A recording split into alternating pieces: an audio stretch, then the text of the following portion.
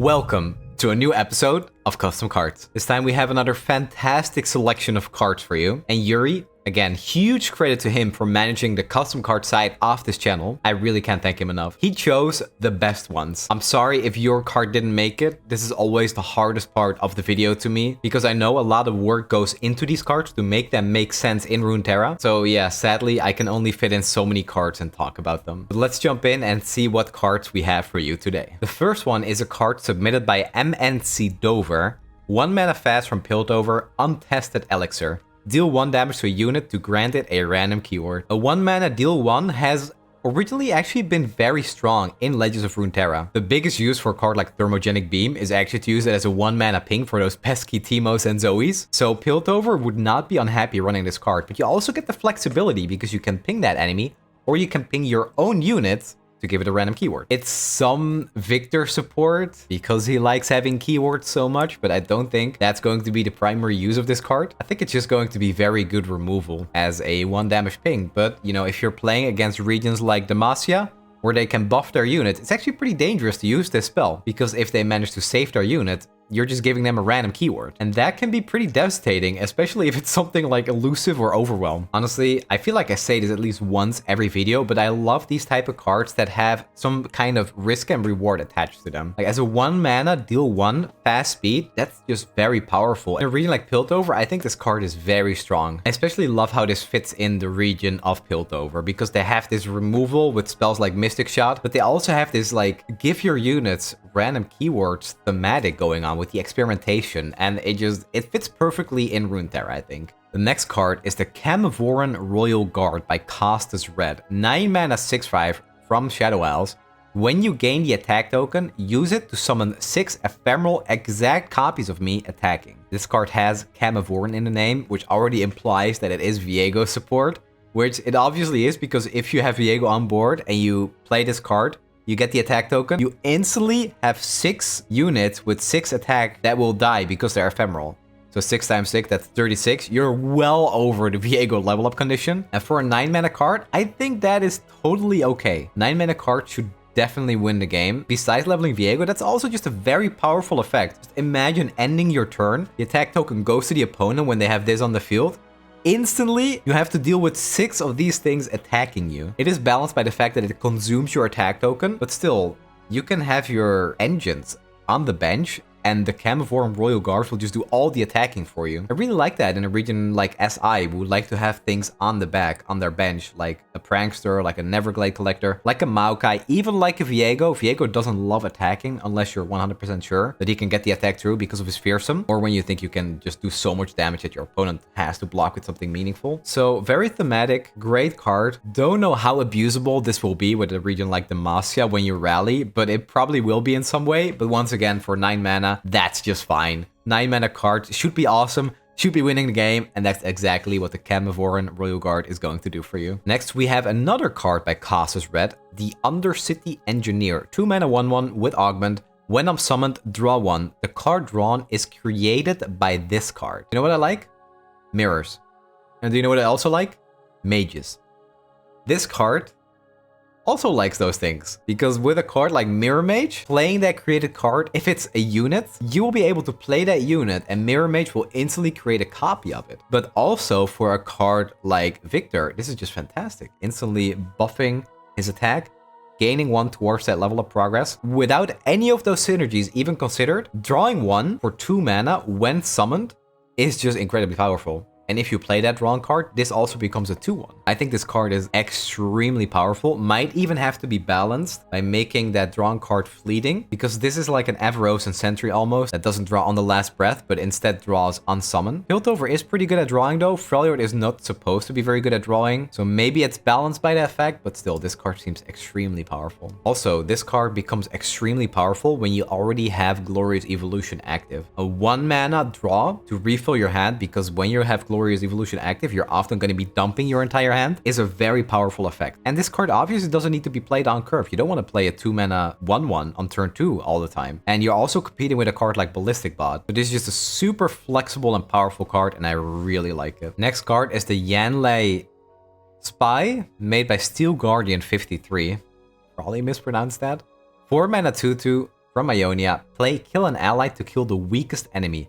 Grant me +1/+0 and elusive once 7 units died this game. So the kill is not targeted. It just kills the weakest enemy, so you can compare this to a Leona stun. Leona stun will target the strongest enemy, so even if you kill some stuff or replace some stuff or play some stuff at burst speed, it will still always target the strongest enemy when it resolves. And this is the same deal. You put the effect on the stack, and then as soon as it goes off, it kills the weakest enemy, whatever that may be. The only thing I don't like is that this is not very thematic for Ionia. Ionia doesn't really kill stuff directly. They give something ephemeral, for example. I would much prefer to see this play effect say, kill an ally to give the weakest enemy ephemeral. That might be too much of a downside because you still have to kill one of your own allies, but so it starts to look a little bit like Crumble, but Crumble is a 5-mana slow speed spell, so, you know, maybe it's fair. It also has the upside of giving +1/+0 and elusive once 7 units die this game, which, if you play this in a Hecarim deck, in a Z deck, that should not be that hard to accomplish with all the ephemerals. So I like that there's a little more going on. It's a very creative condition where you have to see a certain amount of units die. It's almost like the Conservator, where you have to have slay 15 units to kill all followers and make a copy of the 7/5 unit or something. I think it's a 7/5, I'm not sure. 8/6? I'm not sure. The card sees no play. But this, however, is much easier to accomplish, and it also has a very powerful play effect. So this card would definitely see play, and I would love to see a card like this for Hecarim and Z archetypes. Next card is Kiko by the Bandle Gunner Butler. 3 mana Fae from Ionia and Bandle City. Refill 1 spell mana when a unit is recalled, and Kiko is a 3/3. So this card is already synergy with the Tailcloak Matriarch, which is a pretty weak card because there are no more synergistic cards for the Tailcloak Matriarch. So Kiko is already going in with the expectations that Ahri as a card might revolve around recalling a lot. Kiko is also the Star Guardian pet from Ahri, as far as I'm aware. So obviously it does play with Ahri recalling the Tailcloak Matriarch, who has Ahri in the art. And this is a simple enough effect that actually might mean something for recalling as an effect in Runeterra, because it's been pretty weak and lackluster for now, but who knows? Maybe that might change if Ahri actually does come with recall synergy. This is also pretty cute with a card like Dancing Droplet, who lost a tune, so this would kind of make up for that nerf in a way. Also, we have card like the Monastery of Harana, which has just been pretty weak and out of place as a landmark in Ionia. Maybe it'll be good in the next expansion when Ahri comes out, but I'm really not sure what we could get that make recall actually make sense, because right now it's most often just a tempo loss. So we'll have to wait and see, but I like this card for what it does, and it makes me pretty excited to see what the new cards are going to do for Ionia. Next up, we're going to move on to the first champion, Ornn, made by 0-2. 5 mana from Freljord, it's a 3/6. Tough and impact. Play, summon a Call of the Forged God. If one is already in play, advance it 5 rounds. In round start, grant a random ally a random keyword. Level up, Call of the Forged God has finished its countdown. So the Call of the Forged God is obviously a landmark because it has countdown. Countdown 20, summon a Forged God's companion. When an ally strikes, advance me by the number of keywords that ally has. So this is a lot of similarities with something like Akshan, who also summons a landmark when he gets summoned and then levels up when the landmark is completed. However, for Ornn, the ally needs to strike, and the countdown will go down not by 1 like Akshan when the strike is actually done, but for any ally depending on how many keywords they have. A pretty funny synergy with the card we saw earlier from MNC Dover, the Untested Elixir, giving maybe an ally a random keyword at the cost of dealing 1 damage to them. And the Forged God's Companion is, when I'm summoned, increase my power and health by 1 for each unique keyword on allies. Attack, stun the 2 weakest enemies. And it's a 4 mana 4/4. So obviously this can get pretty powerful if you have a lot of keywords stacked up, but the Forged God Companion is just a 4/4, so it can easily be chump blocked. But that is exactly where Ornn comes in, who can give a random ally a random keyword. But when Ornn levels, which happens when the landmark completes, he keeps the summon a Call of the Forged God so you can get multiple of them. But instead of granting a random ally 1 random keyword, it's grant all allies a random keyword. So if you happen to land Elusive or Overwhelm on the Forged God's Companion, and you're buffing your entire board with random keywords, this could easily turn into a 9/9 the first time you attack, and then with that random keyword, if you get lucky, which, you know, if you play Victor and you're hoping for that perfect roll, this can actually get pretty dangerous.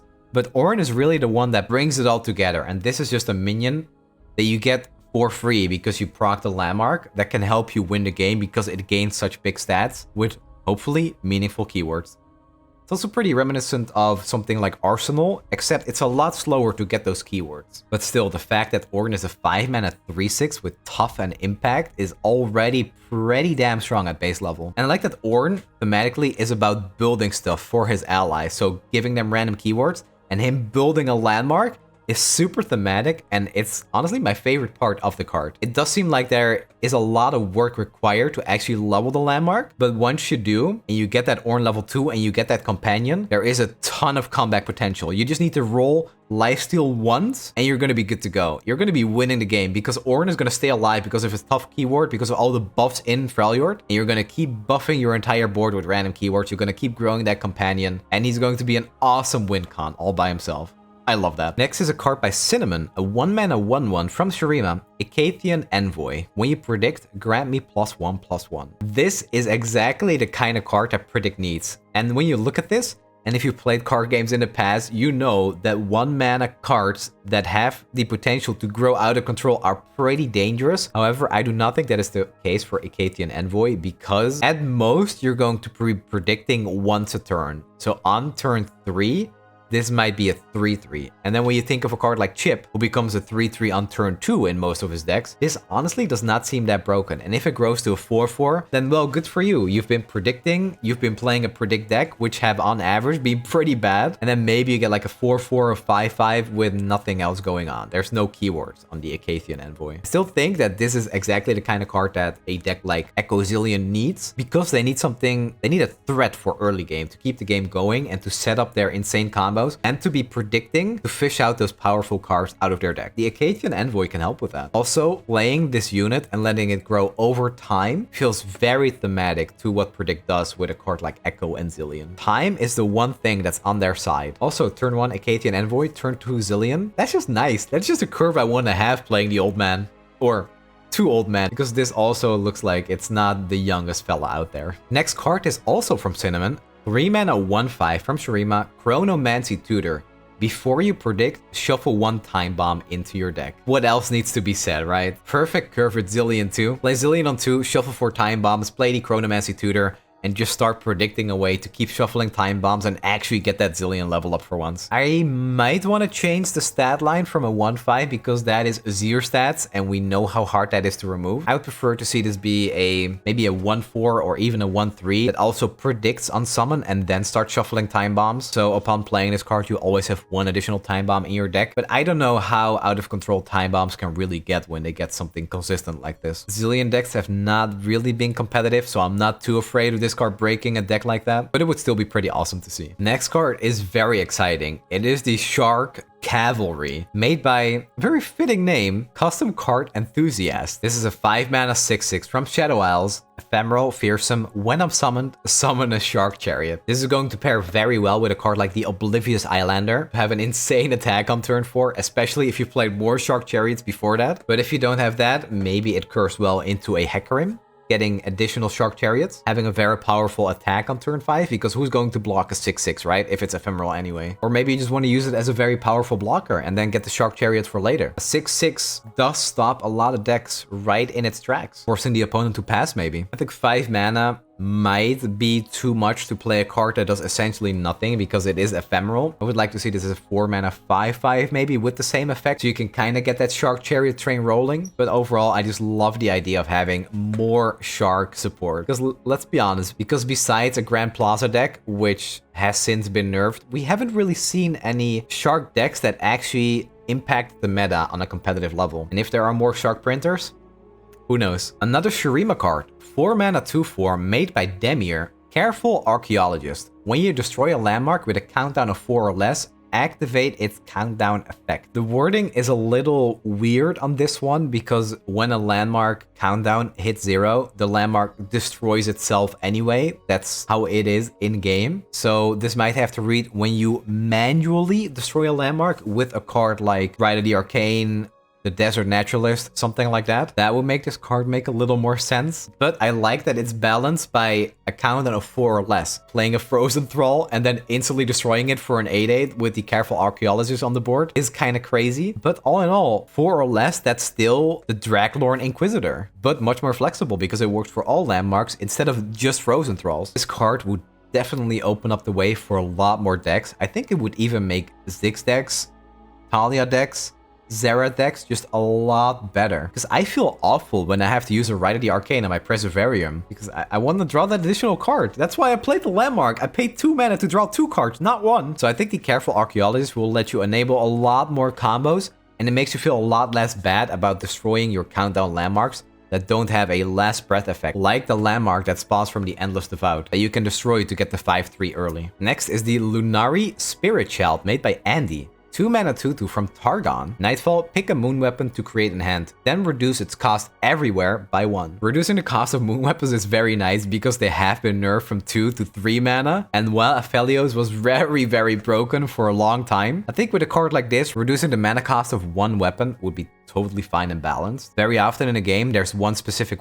weapon that you want more than the others, and letting you play that long game and getting that mana reduction, it's gonna feel pretty nice, I think. This is also perfectly on curve from the Lunari Duskbringer, so you can get that weapon on turn 2, discount it instantly to just have a very powerful 2 mana weapon in hand for when you need it. This can also be summoned by Crescendum, which is super interesting in my opinion. Just imagine that curve, right? Turn 1 Duskbringer, turn 2 you play the Petal, you play the Lunari Spirit Child, and then next turn you play Crescendum, get another Lunari Spirit Child, get another Crescendum, and then they cost 1 for the rest of the game. Maybe you shouldn't pick Crescendum though, because technically then there should only be one other Lunari Spirit Child in the deck. But if you start shuffling Doggos, the Messengers, the 2 mana 2/2 that draws a card, the Celestial after that, then now that's a pretty good combo. That's a deck I would play. Oh my god, I can already see it. I'm playing an Aphelios Nightfall deck. I start discounting Crescendums with the Lunari Spirit Child, and then once I fish them all out of my deck, making Crescendum 0 mana,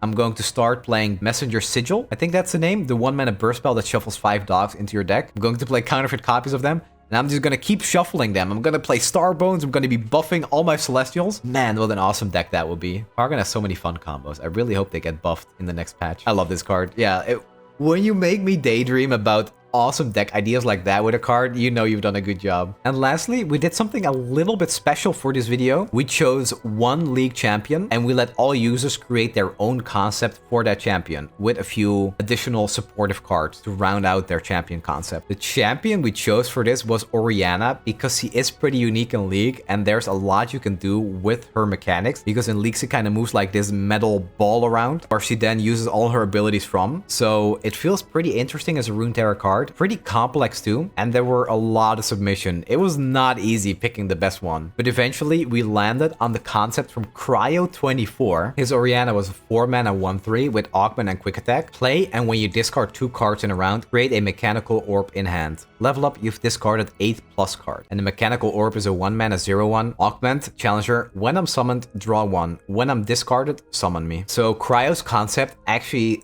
didn't have that many words, but still stayed very true to Orianna's lore and her story. Also, discarding the mechanical orb, her ball, felt very thematic because if you summon it, you draw 1, which is an upside, but when you discard it, it also gets summoned, and then it has augment. So if you play more creative cards, you can actually create a very powerful challenger unit. So you play Orianna, you get the orb, you discard it, and another card, and then you create another mechanical orb as discard fodder in your hand. And then once you've discarded 8+ cards, she levels up and becomes play, and when you discard 2 cards in a round, create a mechanical orb in hand. All of your spells and skills deal 1 extra damage for each allied mechanical orb. So I really love this effect because it's kind of like a funsmith. You have to do a lot of work to actually summon those orbs and get them on the field because you still need to discard 2 cards. So one of them is theoretically going to be not that good. We know there are decks right now like Draven Scion with Lost Soul, so this would actually be a little bit too broken in a deck like that because the mechanical orb is basically going to be a Draven Axe that you're just happy to discard. But all in all, with some tuning, maybe with removing the quick attack, because every champion by now has quick attack, so I don't think we need another one of those. I like the augment, but let's make that discard condition maybe a little more than 8 cards, even though 8 still seems like a lot. I just think dealing 1 extra damage on spells in a region like Piltover could get out of hand very quickly. One of the supportive cards for this package was Orianna's Dissonance, which is her champion spell. 1 mana fast speed to play, discard 1.